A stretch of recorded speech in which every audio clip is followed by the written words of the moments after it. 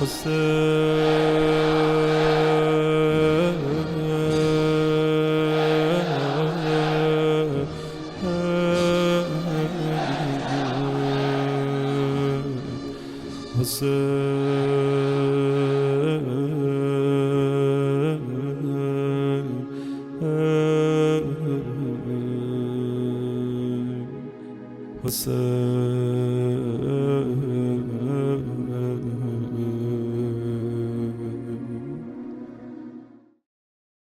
اللہ الرحمن الرحیم۔ السلام علیکہ یا ابا عبداللہ الحسین علیہ السلام۔ ایام محرم آ چکے ہیں اور ایک سوگواری کی فضا ہر طرف چھائی ہوئی ہے۔ ایسے میں ان ایام میں ان موضوعات کا احیاء کرنا بہت ہی ضروری ہے کہ جو ہماری زندگی میں بہت زیادہ اثر ڈالتے ہیں اور ہمارا واسطہ بھی ان موضوعات کے ساتھ رہتا ہے۔ انہی موضوعات میں سے ایک بڑا موضوع خود زیارت امام حسین علیہ السلام ہیں، اور روایات ہمیں متعدد یہ بیان کرتی ہیں کہ زیارت کی جائے امام حسین علیہ السلام کی، اور بہت زیادہ اس کے فضائل بھی بیان کیے گئے ہیں اور آداب بھی بیان کیے گئے ہیں۔ اسی موضوع کو بیان کرنے کے لیے اس پروگرام میں ہم نے دعوت دی ہے آغا ادریس زائدی صاحب کو۔ آغا صاحب السلام علیکم۔ علیکم السلام۔ ان سے جاننے کی کوشش کریں گے ان موضوعات کے بارے میں۔ آغا صاحب، سب سے پہلا سوال یہ ہے کہ خود زیارت کیا ہے، یعنی زیارت سے کیا مراد ہے؟ سب سے پہلے آپ کی خدمت میں اور تمام معزز ناظرین کی خدمت میں السلام علیکم ورحمۃ اللہ وبرکاتہ۔ اور جیسے کہ آپ بھی فرما رہے تھے، ایام عزائے سید الشہداء علیہ السلام ہیں۔ پوری دنیا جہاں جہاں شیعان حیدر کرار محبین اہل بیت علیہ السلام بس رہے ہیں، جی رہے ہیں، وہ غم حسین منا رہے ہیں۔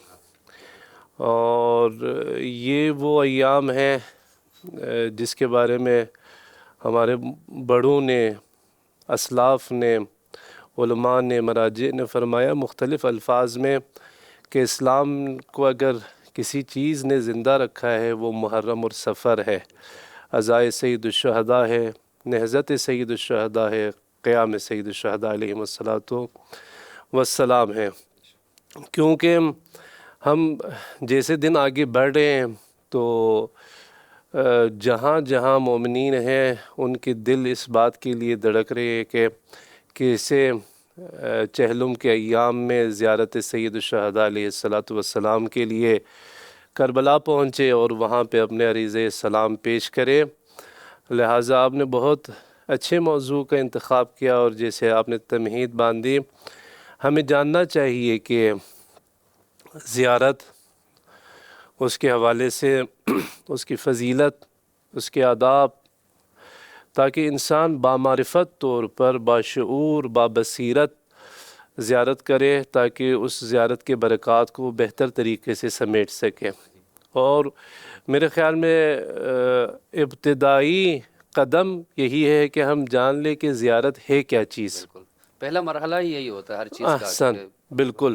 یعنی جب تک ہم اس چیز کی معرفت حاصل نہ کریں تو ہم اس چیز کو پا نہیں سکتے۔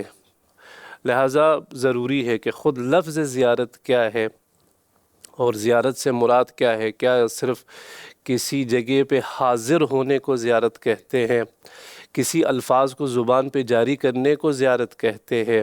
کسی خاص آداب کو بجا لانے کو زیارت کہتے ہیں، یا نہیں اس کے ماورا بھی کوئی حقیقت ہے؟ لفظی اعتبار سے لغت میں، عرب لغت میں یہ زیارت کا لفظ جو ہے اس کے حروف اصلی زی، واو، را ہے، یعنی زور سے ہے، اور اس کا لغوی مطلب ہے کسی کو دیکھنا، کسی سے ملنا۔ اور اس کے معنی میں سے ایک معنی یہ بھی ہے منہ پھیرنا، ہٹ جانا۔ لہٰذا قرآن میں ایک لفظ ہے قول زور۔ قول زور، قول زور سے مطلب بھی یہی ہے، یعنی جو لوگ حق سے اپنا منہ پھیر لیتے ہیں اور ہٹ جاتے ہیں اس کو زور کہا جاتا ہے، کیونکہ اس کے لغوی معنی میں ہٹ جانا، پلٹ جانا، منہ پھیرنا ہے۔ تو اب اس لفظ زیارت میں جس کے معنی میں ملنا بھی ہے، کیسے ہم اس کو ہم جوڑ لیں گے. ہاں لہٰذا کہا جاتا ہے زیارت کو اس لیے بھی زیارت کہا جاتا ہے کہ جب زائر مزور کی طرف، یعنی مزور کس کو کہتے ہیں؟ مزور جس ہستی کی زیارت کی جا رہی ہے اسے کہتے ہیں مزور، ہم ہیں زائر. کہتے ہیں کہ جب زائر مزور کی طرف متوجہ ہوتا ہے دنیا سے منہ پھیر لیتا ہے اور اس ہستی کے علاوہ کسی چیز کی طرف متوجہ نہیں ہوتا، ہٹ جاتا ہے ہر چیز سے. لہٰذا دیکھتے ہیں آپ ابھی انشاءاللہ 40 کے ایام خداوند تبارک و تعالی ہم سب کو زیارت سید الشہداء نصیب فرمائے. دیکھتے ہیں ہزاروں میل فاصلوں سے لوگ اس میں غریب بھی ہوتے، اس میں امیر بھی ہوتے، لوگ بالکل کاروباری بھی ہوتے، ماں باپ ہوتے ہیں، اپنے بچوں کو چھوڑ کے آتے، اپنے والدین کو چھوڑ کے آتے، اپنے کاروبار کو چھوڑ کے آتے، جیسے کہ کوئی اہم مقصد ہو، اور تمام دنیا کو چھوڑ کے ایک طرف متوجہ ہوتے اور وہ روضہ سید الشہداء علیہ السلام ہے. لہٰذا زیارت کا جو اصلی مطلب ہے وہ یہ ہے کسی سے ملنا یا کسی سے منہ پھیرنا.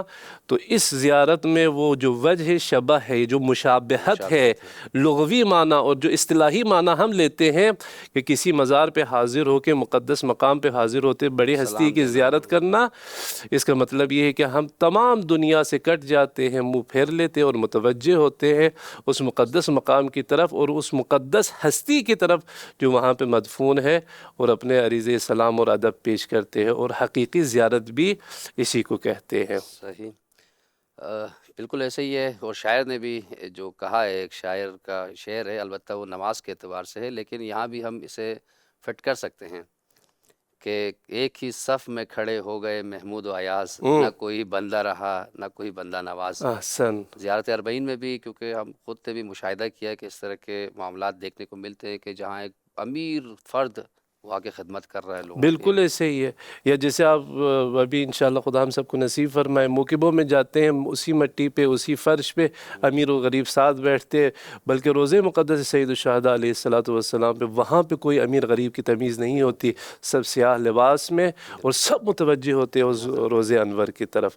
لہٰذا حقیقی معنی بھی یہی ہے کہ انسان تمام چیزوں سے ہٹ جائے اور متوجہ ہوں اس مقدس ہستی کی جانب. تو اسے اچھا، امام حسین علیہ السلام کی زیارت کو اس قدر اہمیت کیوں دی گئی ہے؟ امام علیہ السلام کی جو زیارت ہے وہ شاید اس میں ایک انفرادیت بھی موجود ہے. صحیح. امام علیہ السلام کی جو زیارت ہے اس کی اہمیت کو اگر ہم دیکھنا چاہیں، امام صادق علیہ السلام کا ارشاد ہے کہ اگر لوگ جانتے کہ خداوند تبارک و تعالیٰ زیارت سید الشہداء کے بدلے میں انہیں کیا عطا فرماتا تو اپنے مال اور جان کے بھی پرواہ نہ کرتے اور زیارت حسین علیہ السلام کے لیے جاتے. دیکھیں کب انسان تمام چیزوں سے لا تعلق ہوتا ہے؟ جب کوئی اہم چیز ہو. دیکھیں خدا نہ کرے اگر کوئی حادثہ پیش آئے، ماں باپ، اگر کہیں آگ لگ جائے، کوئی ایسے حادثہ پیش آئے، باپ ماں والدین اب اس وقت نہ موبائل فون کو دیکھتے ہیں، نہ گاڑی کو دیکھتے، نہ گھر کو دیکھتے، نہ زیور کو دیکھتے، کسی چیز کی طرف متوجہ نہیں ہوتے، بلکہ ان کا ہم و غم یہ ہوتا ہے کہ اپنے بچے کو کیسے بچائے. کیونکہ وہ اس کے لیے ہر شے سے اہم ہے. لہٰذا انسان ہر چیز کو چھوڑ دیتا ہے. زیارت سید الشہداء علیہ السلام کی اہمیت بیان فرماتے ہوئے امام صادق علیہ السلام نے یہی فرمایا، انسان متوجہ نہیں ہے، انسان غافل ہے، انسان کی آنکھوں کے سامنے دنیاوی پردے ہیں، انسان دیکھ نہیں سکتا اس حقیقت کو. لہٰذا امام نے فرمایا اگر جانتا، اسے پتہ چلتا ہے کہ انسان بہت سے حقائق سے ناواقف ہے، جاہل ہے. لہٰذا امام نے فرمایا کہ اگر کوئی شخص جانتا کہ زیارت سید الشہداء میں کیا عظیم برکات ہے تو وہ نہ جان کی پرواہ کرتا نہ مال کی پرواہ کرتا. اور تاریخ نے اس چیز کو ثابت کر دیا متوکل کے دور میں یا دوسرے ظالموں کے دور میں، جہاں اہل بیت علیہ السلام کے شیعان پہ، محبین پہ مختلف مظالم ڈائے گئے، انہوں نے کوئی پرواہ نہیں کیا، جان بھی دے دی، قربانیاں بھی دی، مال بھی دی، تاکہ صرف اور صرف سید الشہداء علیہ السلام کے روزے کی جانب بڑھے. یہ ایک وجہ ہے. اور جیسے ابھی ایام 40 ہے اور یہ مشہور حدیث امام حسن عسکری علیہ السلام سے علماء خطبہ ہر جگہ اس کو بیان بھی فرماتے ہیں اور لوگوں تک پہنچانے کی بھی کوشش کرتے ہیں کہ جس میں یہ اہمیت کی ایک اہم پہلو یہ ہے اس روایت مقدسہ میں کہ امام حسن عسکری علیہ الصلوۃ والسلام نے کیا فرمایا کہ علامات المؤمن خمس، کہ مومن کی نشانیوں میں سے 5 نشانی مومن کی ہے، اور امام علیہ الصلوۃ والسلام نے فرمایا مختلف نشانیاں بتائی گئی، اس 5 میں سے امام نے فرمایا زیارت الاربعین۔ دیکھیں اگر کوئی چیز ایمان کی نشانی بنے تو اس سے اہم شے کیا ہو سکتی ہے؟ دیکھیں جیسے کہ ہمیں بتایا گیا نماز کے بارے میں، امام صادق علیہ الصلوۃ والسلام نے فرمایا کہ امتحنوا الشیاطین فی مواقیت الصلاۃ، کہ نماز کی جب ٹائم آ جائے تو ہمارے شیعوں کو آزماؤ، یا فرمایا ان قبلت قبل ما سواہا، کہ اگر نماز قبول ہو جائے قیامت کے دن تو دوسرے اعمال قبول ہو جائیں گے۔ یہ مختلف روایات ہیں، اس سے ہمیں کس چیز کا اندازہ ہوتا ہے؟ نماز کی اہمیت کا اندازہ ہوتا ہے کہ اس قدر اہم ہے کہ اگر یہ نماز قبول ہو جائے تو دوسرے اعمال بھی قبول ہو جائیں گے۔ اب اس روایت کے تناظر میں اگر دیکھیں، انسان ہمیشہ چاہتا ہے کہ اس کے جو ہے شمار مومنین میں ہو، وہ چاہتا ہے کہ اس کے شمار متقین میں ہو، وہ چاہتے ہیں، اور ہونا بھی یہی چاہیے۔ لہٰذا فرمایا گیا ہے کہ ان صفات کو اپناؤ، ان جو ہے رویوں کو اپناؤ تاکہ مومنین میں شمار ہو جاؤ۔ تو اس میں سے امام علیہ الصلوۃ والسلام کے مومن کی نشانیوں میں سے ایک نشانی کو فرمایا وزیارت الاربعین۔ یہ اہمیت زیارت سید الشہداء ہے۔ اور اس کے علاوہ جو خود سید الشہداء علیہ الصلوۃ والسلام جس مشن کو لے کے اس عظیم قربانیوں کو دشت کربلا میں پیش کیے، اس قیام کو، اس پیغام کو زندہ رکھنے کے مختلف طریقے ہوں گے۔ اس میں سے ایک اہم طریقہ یہ ہے کہ ہر کوئی قبر سید الشہداء علیہ الصلوۃ والسلام کی طرف متوجہ ہو تاکہ قیامت تک یہ پیغام محفوظ رہے کہ لاکھ وہ جو ہے کوشش کرے کہ حسین سے بیعت لی جائے، لاکھ وہ کوشش کرے ذکر حسین کو مٹائے، لاکھ وہ کوشش کرے کہ حسین کو بظاہر مار دیا جائے، لیکن تاریخ یہ گواہی دے گی کہ حسین تا قیامت زندہ ہے۔ لہٰذا یہ ہماری ایک ذمہ داری بھی ہے، یعنی ایک تو یہ ہے کہ ہمارے شمار مومنین میں ہو، ایک تو یہ ہے کہ ہم اس عظیم مواہب جس کی طرف امام صادق علیہ الصلوۃ والسلام نے اشارہ فرمایا کہ اگر لوگ جانتے کہ اس زیارت میں نصیب ہو جائے، احسن وہ ہمیں نصیب ہو جائے، یہ تو ایسے ہے کہ جیسے ہم منتظر ہے کہ ہم زیارت کے لیے جائیں اور ہمیں کچھ ملے، نہیں، اب ہم نے اس سے ایک قدم آگے بڑھنا ہے۔ وہ کیا ہے کہ یہ ہماری ذمہ داری بھی ہے، یعنی یہ تو جیسے جناب امیر علیہ الصلوۃ والسلام نے جب عبادت گزاروں کی تقسیم کی تو امام علی مقام نے فرمایا کہ ہاں جی کہ 3 قسم کے ہیں، کہ بعض جو ہے غلاموں کی عبادت کرتے ہیں کہ وہ کیا ہے عذاب کے خوف سے، کہ وہ اپنے مولا کے عذاب سے بچے، لہٰذا عذاب کرتے جو ہے عبادت کرتے ہیں۔ اور امام نے فرمایا بعض تجار کی عبادت کرتے، کیا یعنی وہ عبادت کرتے ہیں تاکہ انہیں کچھ ملے، نفع و نقصان کو دیکھتے ہیں، احسن نفع و نقصان کو دیکھتے ہیں۔ یہ بھی اس میں کوئی مذمت نہیں ہے، کیونکہ خود قرآن کریم میں آیت ہے هل ادلکم علی تجارت تنجیکم من عذاب علیم، کیا میں تمہیں اس تجارت کے بارے میں، اس کاروبار کے بارے میں آگاہ کر لوں جو تمہیں عذاب علیم سے بچاتے ہیں؟ یہ اس میں کوئی حرج نہیں، کمال مطلوب احسن جو کمال کیا ہے، امام نے فرمایا عبادت الاحرار، آزاد لوگوں کی عبادت کیا ہے کہ وہ ہر چیز سے بالاتر ہو کے، ہر چیز سے آزاد ہو کے اللہ کو مد نظر رکھ کے عبادت کرے۔ لہٰذا ہم کبھی ان فضائل کو، ان برکات کو، ان جو ہے ثوابوں کو کمانے کے لیے بھی کبھی زیارت کی طرف متوجہ ہوتے، لیکن میں کہتا ہوں حقیقی زیارت یہ ہے، یہ اہمیت کے پہلو کیا ہے کہ ہماری ذمہ داری ہے۔ اگر ہم چاہتے ہیں کہ اس راستے پہ اپنا رول ادا کریں، یعنی ہوتا ہے نا، میرے خیال میں دعائے افتتاح میں ہے کہ اللہم استعملنی فی خدمتک، کہ بار اللہ مجھے اپنی خدمت میں استعمال کرنا، کام لینا مجھ سے۔ پھر آگے کیا فرماتے ہیں، ہمیں سکھایا گیا ہے کہ اس ادب سے دعا کرنا، ولا تستبدل بی غیری، اور میرے جگہ پہ کسی اور کو بدل قرار نہ دینا، احسن بدل قرار نہ دینا۔ یعنی انسان، الہی انسان، باشعور انسان، حقیقی مومن چاہتا ہے کہ اس راستے میں اس کا حصہ ہو، وہ رول پلے کرے اور اس کی جگہ خدا کسی اور سے کام نہ لے۔ اور ہم جو کہتے ہیں کہ جب حسین گئے علیہ الصلوۃ والسلام، بعد میں جو رہے انہوں نے زینبی ایک کردار ادا کی، اب وہ زینبی کردار صرف کوفہ اور شام کے بازار تک محدود نہیں ہے، بلکہ آج بھی وہ کردار ہمیں پکارتا ہے کہ ہم اپنے جو ہے رول ادا کریں۔ لہٰذا اہم ہونے کا پہلو ایک یہ بھی ہے، یعنی ایک ایمان کی نشانی ہونا، دو اس میں جو برکات اور اس میں جو نورانیت ہے، اس میں جو روحانیت ہے، جو کچھ چیزوں کو اہل بیت علیہم الصلوۃ والسلام نے ہم تک پہنچا اور بیان کیا اور کچھ ہمارے علم میں نہیں ہے، یہ دو. اور تیسری یہ بات یہ ہے کہ جو ہماری ذمہ داری بنتی ہے اس عظیم قربانی کے سامنے کہ ہم اپنے معرفت اور بساط کے مطابق اس راستے میں رول پلے کریں اور وہاں تک اپنے آپ کو پہنچائے تاکہ پیغام حسینی دنیا تک پہنچے. احسن، خیر، بہت اچھا، ماشاء وسلم. اللہ. آغا صاحب یہاں پہ عموماً ہے وہابیت جو ہے ایک بڑا مکتب ہے اور آج پھیلایا بھی جا رہا ہے باقاعدہ زور و شور سے.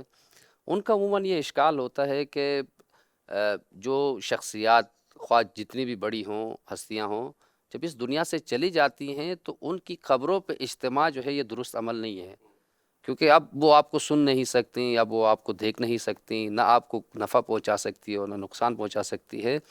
تو اس شبہے کے بارے میں آپ کی کیا رائے ہے؟ حسن، بہت خوبصورت ہے. یعنی زیارت کی شرعی حیثیت کیا ہے؟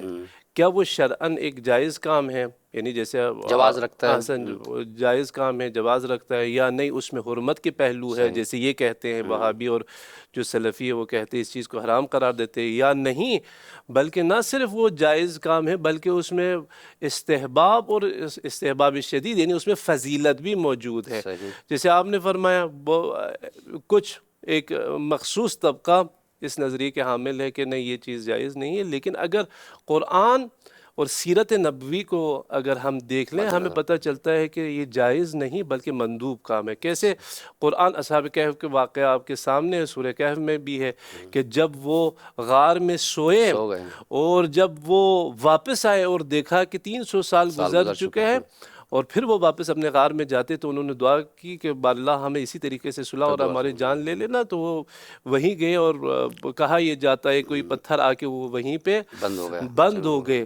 تو اس قرآن میں کیا ہے کہ وہاں پہ مسجدہ کہ ہم اور لوگوں نے وہاں پہ محل عبادت بنا لی، نہ کہ ان کی پوجا کرتے رہے یا ان کی عبادت کرتے رہے. یہ ایک قرآنی شاہد ہے. اس کے علاوہ خود نبی مکرم اسلام کی سیرت کو اگر آپ دیکھیں احد کے شہداء کے حوالے سے کہ نبی مکرم اسلام خاص طور پر اپنے چچا حمزہ سلام اللہ علیہ کے بارے میں یہ وصیت اور توصیہ فرماتے رہے. اور اس کے بعد حتیٰ کہ سیرت اور تاریخ میں یہ بھی موجود ہے کہ جب سفر میں تھے اور اس علاقے سے گزرے جہاں پہ ان کے والدہ ماجدہ حضرت آمنہ سلام اللہ علیہ مدفون تھی، وہاں ان کے قبر پہ بھی گئے. اور ایک اور آیت جو منافقین کے بارے میں ہے اس سے ہمیں پتہ چلتا ہے، حکم الہی ہے منافقین کے بارے میں وَلَا تُصَلِّ عَلَيْهِمْ وَلَا تَقُمْ عَلَىٰ قَبْرِهِ کہ اے حبیب ان پر آپ نے نماز بھی نہیں پڑھنی اور ان کے قبروں پہ آپ نے کھڑے بھی نہیں ہونا. یعنی یہاں سے پتہ چلتا ہے کچھ قبر ایسے تھے، یعنی کچھ لوگ ایسے تھے کہ نبی ان پر نماز بھی پڑھا کرتے تھے مرنے کے بعد اور ان کی قبر پہ جا کے کھڑے بھی ہوتے تھے. باقاعدہ زیارت بھی موجود ہے قبور کی. اور اس کے علاوہ یہی طبقہ جو ہے اپنے آپ کو سلف صالح کے پیروکار مانتے ہیں کہ ہم اسلاف کے پیروکار ہیں، لہٰذا سلفی کہلاتے ہیں. اور ہم جو ہے صحابہ اور تابعین کی سیرت پر چلتے ہیں. ہم یہ تاریخ میں موجود ہے کہ سب پہلا زائر سید الشہداء علیہ الصلوۃ والسلام کون ہے؟ جابر بن عبداللہ انصاری جو صحابی رسول ہے، جو فرات میں عطیہ عوفی کہتا ہے کہ میں نے دیکھا جابر کو کہ وہ فرات کے پانی میں غسل کیا اور کس ترتیب سے اس نے زیارت کی. لہٰذا صحابہ بھی یہ کام کرتے رہے اور خود زیارت نبی مکرم اسلام میں اہل سنت کی کئی کتابیں ہیں جو جواز زیارت بلکہ اس کے استحباب اور تاکید پر بھی انہوں نے لکھی. لہٰذا یہ بات مسلم ہے مسلمانوں کے درمیان خاص طبقے کے علاوہ، جیسے کہ میں نے عرض کیا قرآنی شواہد بھی اس میں موجود ہے، روایت میں بھی موجود ہے، سیرت نبوی میں بھی ہے اور صحابہ نے بھی اس کام کو انجام دیا. خود سیرہ عقلاء میں بھی ہمیں یہ دیکھنے کو ملتا ہے کہ جتنی بھی یعنی ابھی آج کیونکہ ممالک کا ایک دورہ ہے تو یہاں بھی ہمیں دیکھنے کو ملتا ہے کہ ہر ملک اپنی جو شخصیات ہوتی ہیں ان کے قبور کو باقاعدہ وہ ایک سمبل بناتا ہے بالکل اور اس کا احترام کرتا ہے، ان کا وہ بجا لاتا ہے. یعنی یہ سیرہ عقلاء سے بھی ہٹ کے چل رہے ہوتے ہیں. جی ہاں، یہ بہرحال یہ باتیں میں نے مختلف پہلو سے، چاہے عقلی حوالے سے جیسے آپ فرما رہے ہیں، چاہے قرآنی پہلو سے، چاہے سیرت نبوی اور اہل بیت علیہم الصلوۃ والسلام سے تو سینکڑوں روایات ہیں نبی مکرم اسلام اور خود زیارت سید الشہداء علیہ الصلوۃ والسلام کے بارے میں، جو انشاءاللہ اگر ہمیں موقع ملا ہم بیان کریں گے بہت خوب آغا صاحب، انشاءاللہ ایک بریک لیتے ہیں اور بریک کے بعد پھر واپس لوٹتے ہیں۔ اٹھے ہیں ہاتھ خدایا اسی دعا کے لیے، اٹھے ہیں ہاتھ خدایا اسی دعا کے لیے، نصیب ہو سفر عشق کربلا کے لیے، کربلا کربلا کربلا کربلا کربلا کربلا، کرب و بلا نصیب سے جانا نصیب ہو، کرب و بلا نصیب سے جانا نصیب ہو، کرب و بلا نصیب سے جانا نصیب ہو، پھر لوٹ کر وہاں سے، پھر لوٹ کر وہاں سے نانا نصیب ہو، کرب و بلا نصیب سے جانا نصیب ہو، کرب و بلا نصیب سے جانا نصیب ہو، آنکھوں کو جب بھی اشک بہانا نصیب ہو، آنکھوں کو جب بھی اشک بہانا نصیب ہو، آلے نبی کے غم کا بہانا نصیب ہو، کرب و بلا نصیب سے جانا نصیب ہو، کرب و بلا نصیب سے جانا نصیب ہو، ایسا در حسین پہ سجدہ ہو آخری، ایسا در حسین پہ سجدہ ہو آخری، پھر مجھے کو اپنا سر نہ اٹھانا نصیب ہو، کرب و بلا نصیب سے جانا نصیب ہو، کرب و بلا نصیب سے جانا نصیب ہو، پروردگار ٹھوکریں در در کی کب تلک، پروردگار ٹھوکریں در در کی کب تلک، اب مستقل نجف میں ٹھکانا نصیب ہو، پھر لوٹ کر وہاں سے نانا نصیب ہو، کرب و بلا نصیب سے جانا نصیب ہو۔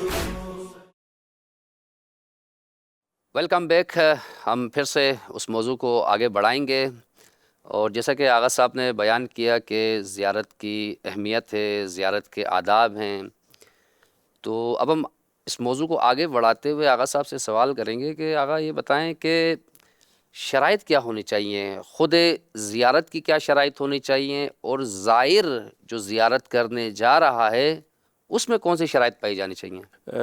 دیکھیں ناظرین کرام کی خدمت میں بھی عرض کرتا ہوں، ایک بات جو مثلاً آپ روضۃ الرسول پہ جاتے، خداوند تبارک و تعالیٰ حج بیت اللہ الحرام، زیارت مدینہ منورہ، زیارت ائمہ بقیع علیہم الصلوۃ والسلام ہمیں نصیب فرمائے۔ بعض آداب کی کتابوں میں، مزارات کی کتابوں میں، یا زیارت جیسے مزار مشہدی ہے، وہ ایک مشہور کتاب ہے مزارات کے حوالے سے، شیخ مفید کے بھی اسی نام پہ کتاب ہے، کامل الزیارات ہیں، وہ بھی زیارات کے حوالے سے، مختلف کتابیں، مفاتیح الجنان تو شیخ عباس قمی کی ابھی متاخر کتاب ہے، مختلف کتابوں میں مشاہد مشرفہ یا قبور ائمہ علیہم الصلوۃ والسلام کے وہاں پہ جو مستحب اعمال ہے زیارت سے پہلے، زیارت کرتے ہوئے زیارت کے بعد کے اعمال موجود ہیں. میں یعنی اس آداب اور اس اعمال کی طرف جانا نہیں چاہتا، بلکہ میں یعنی تھوڑا ہٹ کے، یعنی شاید میں اگر یہ لفظ بھی استعمال کروں شاید دور نہ ہو اس معنی کی طرف جو میں اشارہ کرنا چاہ رہا ہوں. یعنی جو روحانی اعتبار سے ہم میں کیسی کیفیت ہونا چاہیے، کون کون سی شرائط ہے ایک حقیقی زائر اہل بیت علیہم الصلوۃ یا زائر سید الشہداء علیہم الصلوۃ والسلام. میں ایک روایت آپ کے سماعتوں کا ہدیہ کرتا ہوں. امام صادق علیہ الصلوۃ والسلام ہے، یہ روایت امام صادق سے امام رضا علیہ الصلوۃ والسلام کی زیارت کے بارے میں، لیکن اس میں جو شرائط زیارت ہے اس میں ایک شرط ہمیں دیکھنے کو ملتا ہے جو بہت خوبصورت بات اس میں ہے. امام صادق علیہ الصلوۃ والسلام فرماتے ہیں کہ میرے اولاد میں سے ایک بیٹا جس کا نام علی ہے وادی طوس میں مدفون ہوگا. صحیح. فرمایا پھر امام صادق علیہ الصلوۃ والسلام نے فرمایا من زارہ عارفا بحقہ اخذت بیدہ وادخلتہ الجنہ. کیا عجیب، یعنی امام علیہ الصلوۃ والسلام نے یعنی ارشاد فرمایا، امام نے فرمایا کہ جو میرے بیٹے علی ابن موسیٰ رضا کی زیارت کرے میں اس کے ہاتھ پکڑ کے قیامت کے دن اخذتہ بیدہ، میں اس کے ہاتھ تھام کے وادخلتہ الجنہ، ہاں نہ کہ میں کہوں کہ اس کے لیے جنت واجب ہے، یا کہوں کہ قیامت کے دن میں تیری شفاعت کر لوں گا، یا کہوں کہ جی جنت میں جاؤں. نہیں، امام صادق آل محمد رئیس فقہ جعفری مکتب جعفری فرما رہے ہیں، شیخ الائمہ ہے. آپ جانتے ہیں سب سے یعنی عمر کے اعتبار سے بھی رئیس المذہب، ہاں رئیس المذہب ہے، شیخ الائمہ. امام فرما رہے اخذت بیدہ وادخلتہ الجنہ، میں امام صادق اس کے ہاتھ تھام کے جنت میں داخل کروں گا. بات تو بہت بڑی ہے، لیکن امام نے ایک شرط لگا دی ہے، عارفا بحق. یہ صرف نہ امام رضا علیہ الصلوۃ والسلام کے لیے بلکہ تمام ائمہ معصومین. جب امام حسین علیہ الصلوۃ والسلام کی زیارت کے لیے بھی جاؤ تو شرط حقیقی یہ ہے کہ عارفا بحق ہو، عارف بن کے جاؤ. وہ کیسے؟ کسی نے پوچھا فوری امام سے، کیونکہ بات اتنی بڑی تھی کہ امام معصوم فرما رہے، فرزند رسول فرما رہے میں ہاتھ تھام کے جنت میں داخل کر لوں گا، میں خود لے کے جاؤں گا. تو کسی نے پوچھا قیلا اے فرزند رسول یہ عارفاً بحقہ کا مطلب کیا ہے؟ تو وہ سارے معرفت کے پہلو وہ سارے الگ. امام نے ایک باب کھولا، امام نے فرمایا کہ قائل ہو کہ وہ امام مفترض الطاعہ ہے. اس میں بہت بڑی باتیں ہیں، یعنی بہت عظیم باتیں ہیں. یعنی اس اعتقاد کے ساتھ جاؤ کہ وہ امام ہے، وہ ہستی ہے جس کی اطاعت تم پر واجب ہے، فرض ہے. یعنی یہ نہ سمجھ کے جاؤ کہ یہ مظلوم ہے، یہ نہ سمجھ کے جاؤ یہ باب الحوائج میں حاجر لینے جاؤں گا، میں یہ نہ سمجھ کے لو احسن یہی نہیں. وہ ساری باتیں اپنی جگہ. میں کہہ رہا ہوں یہ ساری باتیں اہل بیت علیہم الصلوۃ والسلام کسی کو اپنے در سے خالی نہیں جانے دیتے. لہٰذا آپ دیکھتے ہیں اس در پہ ہر مکتب ہر مذہب کے لوگ آتے ہیں، وہاں کوئی روک تھام نہیں، صرف اور صرف حسین کی محبت دل میں ہو اور جاؤ، کوئی شرط نہیں ہے. لیکن امام نے وہ چیز اگر کسی کو چاہیے کہ صادق آل محمد کسی کے ہاتھ پکڑ کے جنت میں داخل کرے، امام نے فرمایا عارفاً بحق. وہ سید الشہداء علیہ الصلوۃ والسلام کی زیارت کے لیے بھی یہ ہے کہ انسان عارفاً بحق. عارفاً بحق سے مراد کیا ہے؟ امام نے فرمایا اس امام کو مفترض الطاعہ جانو. میں ایک صرف اشارہ کر لوں گا، اسی تاریخ کربلا میں یہ بات موجود ہے. کیا ہے وہ؟ یہ ہے کہ اگر آپ میدان کربلا میں دیکھیں عاشور کا دن ہے، ایک طرف 72 ہے، البتہ تعداد میں یہ جو مشہور ہے بیان کیا جاتا ہے وہ 72 ہے، اور وہاں پہ مثلا 30,000 کی بھی بات ہے. یہاں 72 ہے، وہاں 30,000. اور وہاں پہ بھی جب لوگ سید الشہداء علیہ الصلوۃ والسلام کو پکارتے تو کیا پکارتے ہیں؟ اے حسین ابن علی، اے فرزند رسول. یہ ابن رسول اللہ بھی کہہ کے پکارا ہے حسین کو، فرزند علی بھی کہہ کے پکارا ہے. ایک دفعہ تو امام نے اپنے خطبات میں عاشور کے دن امام نے فرمایا کیا مجھے نہیں جانتے؟ خود اپنا تعارف بھی کروایا. ہاں جی، امام نے فرمایا کیا مجھے نہیں جانتے؟ بہت سے لوگوں نے کہا کیوں حسین تمہیں ہم سب جانتے، تم فرزند رسول ہو، تم علی اور فاطمہ کے لال ہو. تو کیا ہوا؟ وہ بھی حسین کو جانتے، یہ بھی حسین کو جانتے ہیں، وہ بھی حسین کو فرزند رسول مانتے ہیں۔ فرق کیا ہے کہ یہ 72-30 ہزار کے سامنے ڈٹ گئے؟ فرق یہ ہے کہ وہ لوگ حسین کو صرف فرزند رسول مانتے تھے، یہ 72 حسین کو امام مفترض الطاعہ مانتے تھے۔ بے شک وہ صرف یعنی شناختی کارڈ کی جو ہاں کہ پہچان ہے۔ حسین والد ماجد کا نام علی ابن ابی طالب، والدہ ماجدہ کا نام فاطمہ الزہرا، جد امجد کا نام محمد مصطفیٰ صلی اللہ علیہ وآلہ وسلم، یہ بائیوگرافی سب جانتے ہیں۔ لیکن امام مفترض الطاعہ جنہوں نے چاہا وہ ایسے لوگ تھے، جب سید الشہداء نے شام غریبان ان سے بیعت اٹھا لی کہ تم جاؤ، تو انہوں نے کیا کہا؟ یا ابن رسول اللہ، اگر ہمیں مارا جائے، ہمارے جسم کو جلایا جائے، اس راگ کو بکھیر دیا جائے ہواؤں میں، پھر ہمیں زندہ کیا جائے، 40 دفعہ یا 70 دفعہ مختلف الفاظ ہے، اگر ہمارے ساتھ یہی سلوک ہو، اے فرزند رسول ہم تمہیں تنہا نہیں چھوڑیں گے۔ یہ کہاں سے آتی ہے؟ یہ امام مفترض الطاعہ، وہ حکم امام کے منتظر تھے۔ جناب ابوالفضل عباس کے بارے میں دیکھیں، بہادر، باوفا کہا جاتا ہے۔ ہاں جی، باوفا، اور ان کی بہادری کے جو داستانیں ہیں، لیکن دیکھتے ہیں ایک قدم حکم سید الشہداء کے بغیر وہ نہیں اٹھاتے، اگر چاہے تو وہ کسی بھی وقت میدان میں جا سکتے تھے، لیکن وہ منتظر ہے۔ آپ وہی ادب دیکھیں جو ہر شخص آ کے سید الشہداء سے اذن جہاد لیتا ہے۔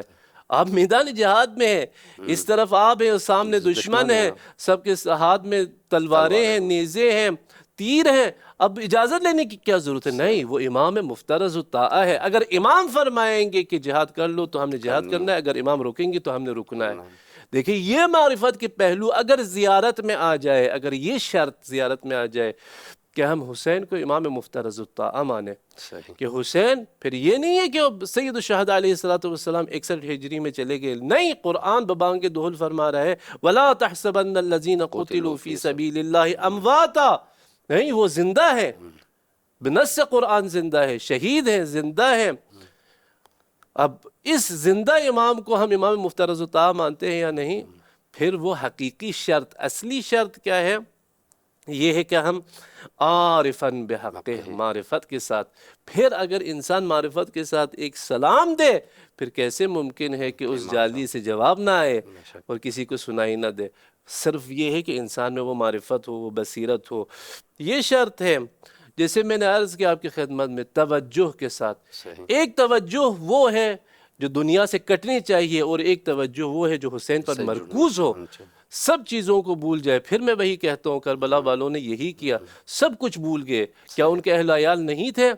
ایسے لوگ بھی تھے جو راستے میں سید الشہداء سے ملے۔ سید الشہداء علیہ السلام، میرے خیال میں عبید اللہ حر جوفی ہے جو راستے میں کسی منزل میں سید الشہداء سے اس کی ملاقات ہوتی ہے، امام اسے بلاتا ہے۔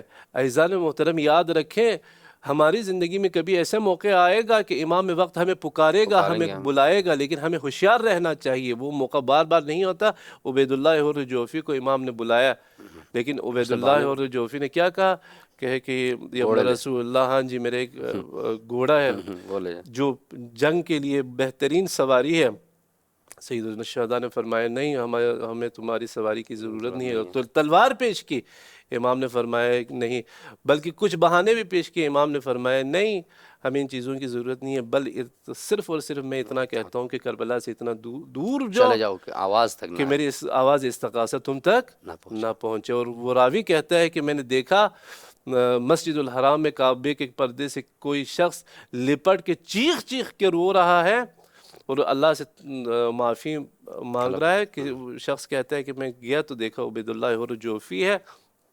پوچھے اتنی بڑی کون سی غلطی تم سے سرزد ہوئی ہے کہ اس طریقے سے تم رو رہے ہو؟ تو اس نے کہا حسین ابن علی نے مجھ سے کہا تھا کہ کربلا سے اتنے دور چلے جاؤ کہ میری آواز استغاثت تم تک نہ پہنچے، لیکن میں نے اپنے اس کانوں سے سنی حسین کی آواز، حلم ناصر کی آواز، لبیک نہیں کہہ سکا۔ دیکھیں توجہ اگر امام پر نہ ہو، توجہ دنیاوی امور پر ہو، توجہ مال پہ ہو، توجہ دولت پہ ہو، توجہ کاروبار پہ ہو، توجہ بیوی پہ ہو، توجہ بچوں پہ ہو، توجہ شہرت پہ ہو، توجہ مقام پہ ہو، توجہ ٹائٹل پہ ہو، تو کسی بھی وقت انسان کو گرا سکتے ہیں۔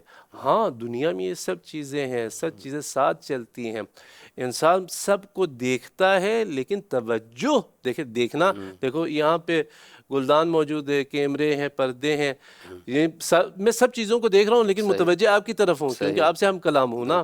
دنیا بھی اسی طرح ہے، ہمارے دنیا کے تمام جلوے ہمارے ارد گرد ہیں، ہم سب کو دیکھتے ہیں، محظوظ بھی ہوتے ہیں، لیکن حقیقی مومن وہی ہے جس کی توجہ صرف اور صرف امام حق پر ہو، وابستہ نہ ہو، یعنی ان اشیاء سے مادے جی بالکل وابستہ نہ ہو، اس میں گرفتار نہ ہو، آزاد ہو، حقیقی آزاد اس کو کہتے ہیں.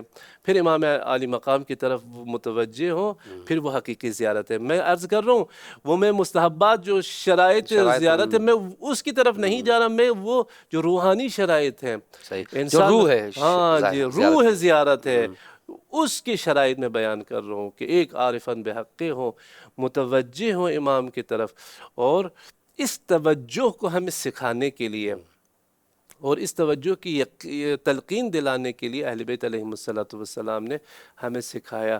آداب زیارت میں کیا ہے کہ تم اذن دخول لے لو. اذن دخول کس سے لیا جاتا ہے؟ جب کوئی نہ ہو، ختم ہو چکے ہو آپ، جہاں پہ ویران ہو، جہاں پہ جو ہے آبادی نہ ہو، آپ کسی سے اجازت لیتے ہیں؟ نہیں. جہاں پہ صاحب خانہ موجود ہو، جہاں پہ کوئی فرد موجود ہو، جہاں پہ کوئی آبادی ہو، جہاں پہ کوئی آباد گر ہو، آپ اجازت لے کے داخل ہوتے. اذن دخول آپ ایسے ہوتے ہیں؟ نہیں، کیونکہ آپ کو سکھایا گیا ہے اور ہم ایسے کرتے ہیں کہ ہم ہر ایرے غیرے کو اپنے گھر میں داخل ہونے نہیں دیتے. ہم جس کے آنکھیں پاک و پاکیزہ ہو، جو امانت دار ہو، حرم ہے ظاہر سی بات آپ کا.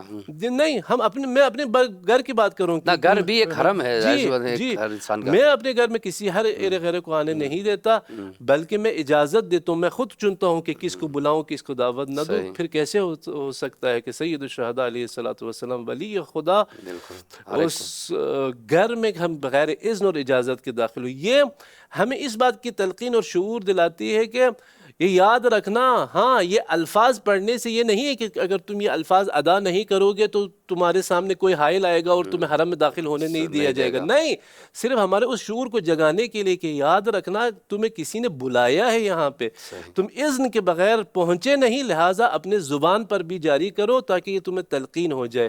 پھر میں یہ عرض کر رہا تھا جو آداب ہے نا، فرمایا گیا امام رضا علیہ السلام کی خداوند تبارک و تعالیٰ انشاءاللہ ہم سب کو زیارت بامعرفت نصیب فرمائے، تاکہ وہ جو امام صادق علیہ السلام نے فرمایا کہ اخذتہ بیدہ وادخلتہ الجنہ، خدا ہمیں وہ بھی نصیب فرمائے.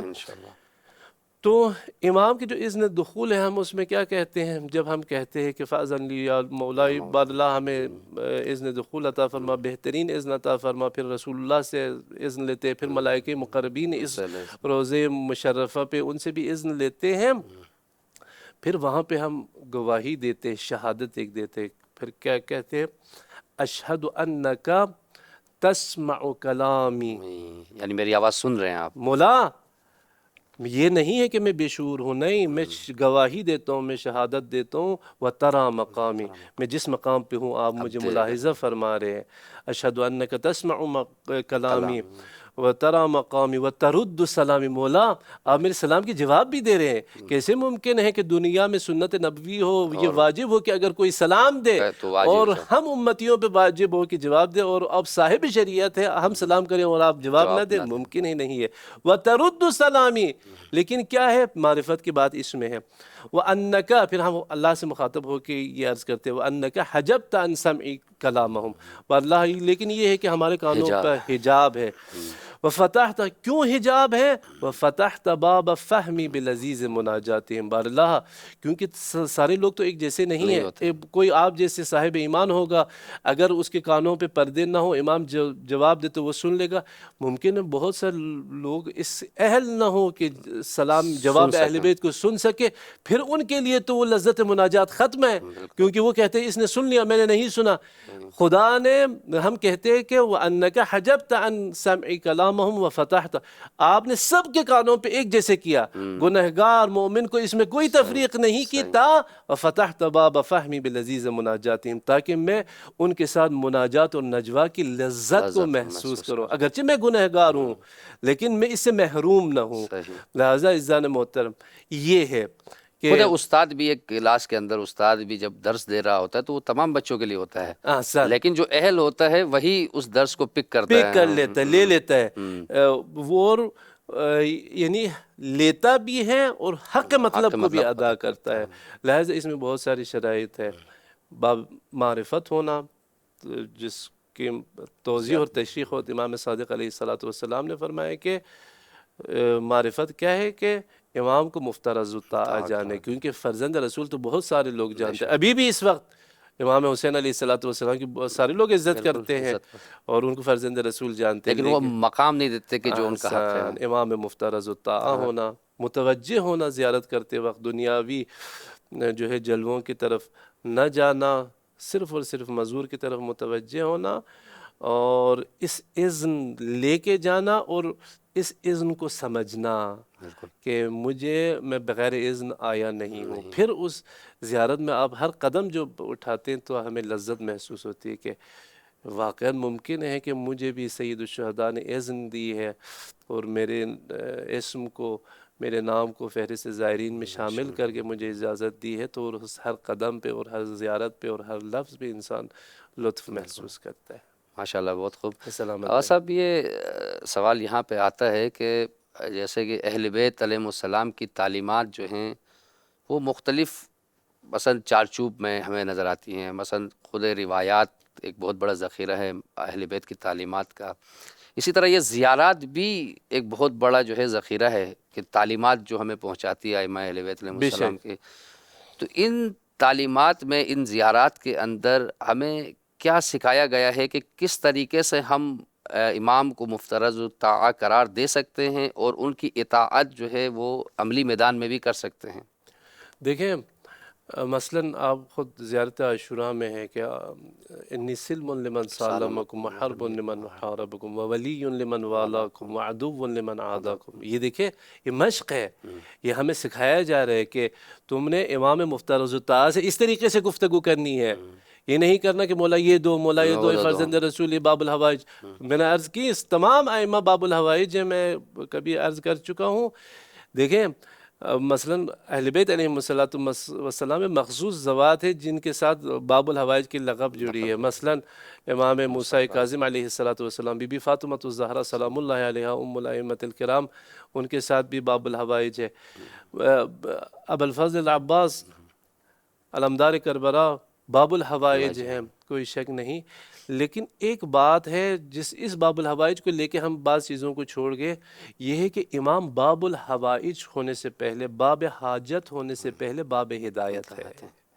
میں یہ عرض کروں کہ اے باب الحوائج، نہیں، اے باب ہدایت. باب ہدایت، امام باب ہدایت ہے، باب حاجت بھی ہے، لیکن اصل میں باب ہدایت ہے.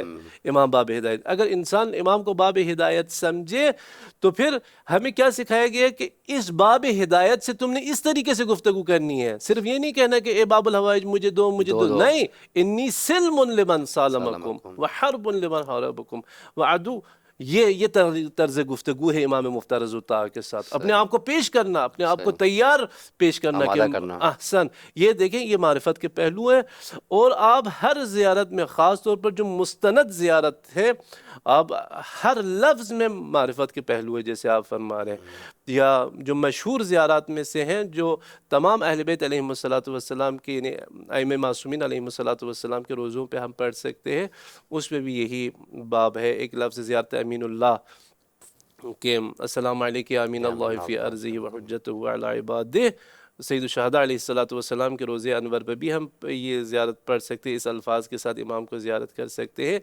یہ زیارت امام کو سلام دینے کے بعد پھر دعائیہ کلمات شروع ہوتا ہے. اللہم اجعل نفسی مطمئنۃ بقدرک راضیۃ بقضائک مولا. یہ سارے دیکھیں یہ ہمیں دکھا رہے کہ اللہ سے کس طریقے سے مانگنا ہے اور کیا مانگنا ہے. اللہم اجعل نفسی مطمئنۃ، نفس مطمئنہ مانگنا ہے. اللہ اکبر. یہ درس ہدایت ہے جو زیارتوں سے ہمیں ملتا ہے. پھر آگے بہت خوبصورت ایک فقرہ ہے اسی زیارت نامے میں. پھر یہی فجعل نفسی کے بعد یعنی میرے نفس کو، میرے اس جان کو کیسے قرار دو، محبتاً لصفوت اولیائک، کہ مجھے محب سید الشہداء قرار دو، مجھے محب امیر المؤمنین علی بن ابی طالب قرار دو. کیا شیعہ کے لیے، کیا مومن کے لیے محب ہونا کافی نہیں؟ پھر فرمایا محبوبتاً فی ارضک و سمائک، مجھے محب بھی بناؤ، محبوب بھی بناؤ۔ اور محبوب انسان کیسے بنتا ہے؟ اگر انسان صاحب کردار نہ ہو تو محبوب بن سکتا ہے، وہ بھی نہ صرف دنیا میں محبوب، فرما رہے ہیں کہ محبوبتاً فی ارضک و سمائک۔ بعض مومنین کے بارے میں بعض روایات میں ہے کہ بعض لوگ دنیا سے زیادہ عرش پہ پہچانے جاتے ہیں، وہ یہی ہے محبوبتاً فی ارضک و سمائک۔ اور انسان کیسے دنیا اور زمین اور آسمان میں محبوب بن سکتا ہے؟ جب صاحب کردار بنے۔ تو عزیزان یہ وہ جو جیسے آپ فرما رہے تھے وہ معرفت کی پہلو ہے جو زیارتوں سے انسان کو ملتی ہے، اور انسان نہ صرف اس الفاظ کو دیکھے بلکہ اس گہرائی میں جائے اور اس معنی کو محسوس کرنے کی کوشش کرے۔ ماشاءاللہ، بہت خوب آغا صاحب، سلامت استفادہ کیا واقعاً، اور امید کرتے ہیں کہ سامعین بھی انشاءاللہ استفادہ کریں گے، اور یہ سلسلہ انشاءاللہ جاری رہے گا تاکہ زیادہ سے زیادہ مطالب خود زیارات کے حوالے سے آپ کی خدمت میں پیش ہوتے رہیں۔ تب تک کے لیے والسلام۔